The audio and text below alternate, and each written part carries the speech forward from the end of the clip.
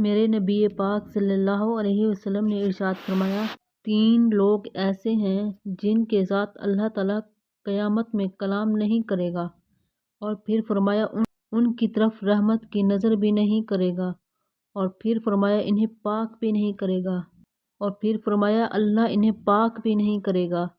یا رسول اللہ صلی اللہ علیہ وسلم، جلدی کریں، یہ ہمارے دل دکھ رہے ہیں، حضور طبیعت پہ بوجھ ہو رہی ہے، تو کلیجے پھٹ نہ جائے، جلدی بتائیں یہ وہ کون کم بخت ہیں جن سے نہ تو اللہ کلام کرے گا، قیامت میں بھی نہیں کرے گا، رحمت کی نظر بھی نہیں کرے گا، پاک بھی نہیں کرے گا، قیامت میں اللہ کے دیدار سے محروم رہیں گے۔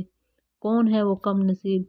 میرے نبی پاک صلی اللہ علیہ وسلم نے فرمایا، ایک وہ شخص جو تکبر کے طور پر لمبا تہمت پہنتا ہے، گھٹنوں کے نیچے جاتا ہے تکبر کے طور پر۔